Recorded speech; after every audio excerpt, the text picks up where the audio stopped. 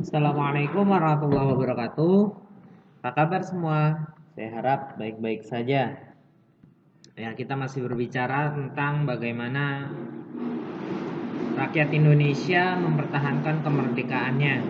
Ya, ini adalah lanjutan dari bagian kedua.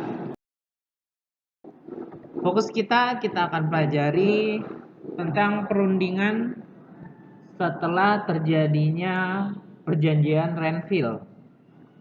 Ya, berarti di sini nanti ada agresi militer kedua, perjanjian Rumroyen, dan yang terakhir adalah konferensi meja bunda. Ya, kita sudah bahas 3 yang atas, ya, Linggarjati, agresi militer pertama, dan Renville. Sekarang kita akan pelajari tentang agresi militer kedua, Rumroyen, dan KMB. Nah, kita mulai dari agresi militer kedua. Ya, karena tadi ya, tanggal 19 Desember 1947 Belanda menyatakan tidak terikat lagi dengan perjanjian Renville. Ya, berarti sudah 2 kali Belanda mengingkari perjanjian yang dibuat. Yang pertama Linggarjati, yang kedua Renville. Nah, tujuannya sama ya seperti agresi militer pertama, ya, untuk menghancurkan Indonesia. Nah, karena Indonesia pada saat itu masih beribu kota di Jogja, maka Belanda untuk secara efektif mengalahkan Indonesia, menghancurkan Indonesia, akhirnya Belanda menyerang ibu kota, yaitu Jogja.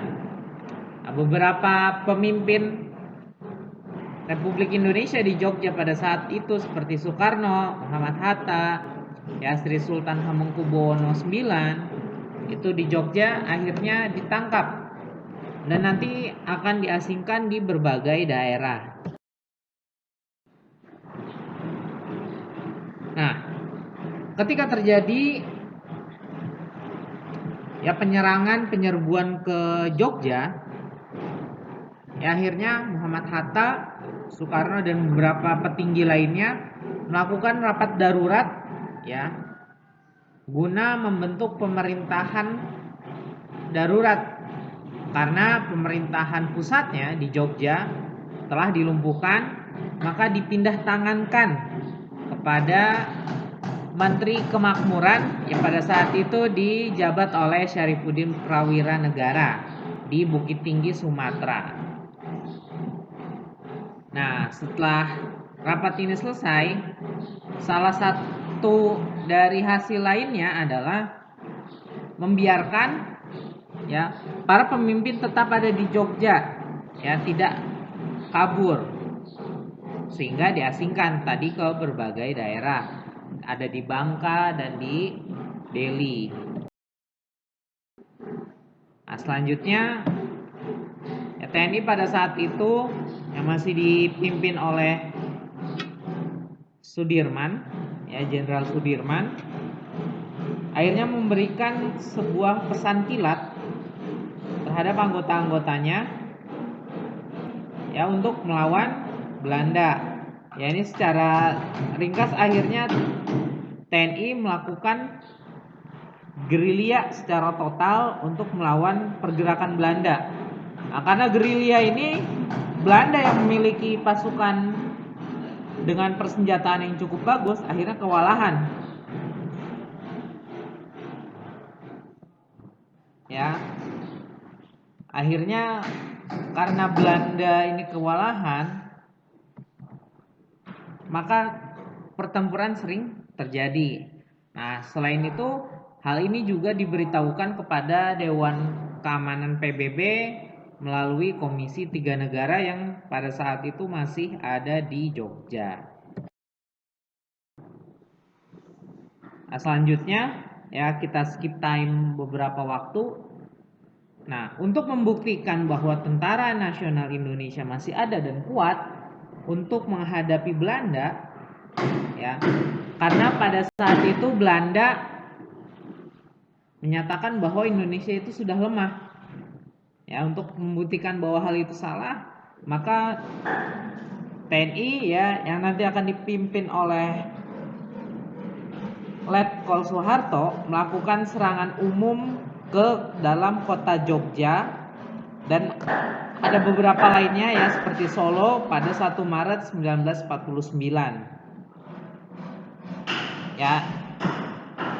Nah, serangan umum ini tidak dilakukan hanya tentara saja, tapi dilakukan oleh rakyat juga. Ya. Nah, barang bantuan Belanda yang ada di Solo akhirnya tidak bisa sampai di Jogja karena terhalang oleh batalion-batalion yang menghadang dari daerah Solo dan Magelang. Ya, tentu hal ini mempengaruhi kedudukan Belanda di mata internasional. Nah, setelah agresi militer kedua ini hampir selesai, ya, karena tadi laporan dari Komisi 3 Negara kepada Dewan Keamanan PBB yang mendesak terus agar Belanda menyerahkan kedaulatan kepada Indonesia, maka terjadilah perjanjian Rum dan Royen. Nah, Rum Royen ini diambil oleh nama delegasinya ya. Dari Indonesia ada Muhammad Rum ya sekarang. Dari Belanda ada Herman van Royen, salah satu diplomat Belanda. Nah, perjanjian ini berjalan dengan sangat alot ya, karena dimulai dari tanggal 14 dan berakhir kurang lebih sebulan kemudian pada 7 Mei 1949. Ya, perjanjian ini diselenggarakan untuk menyelesaikan beberapa permasalahan mengenai kemerdekaan Indonesia sebelum nanti adanya konferensi meja bundar. Ya, ada beberapa isinya kurang lebih sebagai berikut ya. Harus adanya gencatan senjata antara Belanda dan Indonesia. Republik Indonesia ikut berpartisipasi pada konferensi meja bundar dan pemerintahan Indonesia dikembalikan ke Yogyakarta serta kedaulatan diserahkan tanpa syarat seperti perjanjian Renville. Nah, masuk kita ke konferensi meja bundar. Nah, konferensi meja bundar ini dilaksanakan di Den Haag, Belanda dari tanggal 23 Agustus sampai 2 November 1949. Nah, di sini diikuti oleh perwakilan Republik Indonesia, perwakilan Belanda dan BFO, Binnenkom for Federal Overleg. Ini artinya ya, komisi yang terbentuk dari negara-negara atau persekutuan Belanda, itu BFO. Ya, singkat ceritanya akhirnya Belanda menyerahkan kedaulatan kepada Republik Indonesia Serikat atau RIS. Ya, ada beberapa hal penting dari konferensi meja bundar ini. Yang pertama, Belanda menyerahkan kedaulatan Republik Indonesia Serikat kecuali Papua Barat ya, dikarenakan ada perbedaan etnik. Ya, nanti di sini ada ceritanya lagi ya, operasi Trikora. Nah, dibentuknya Persekutuan Belanda Indonesia dengan pemimpin yaitu putra mahkota Belanda. Nah, selanjutnya ada pengambil alihan hutang Hindia Belanda oleh pemerintah RIS. Yang pada akhirnya pemerintahan RIS ini tidak membayar sisa dari hutang Hindia Belanda.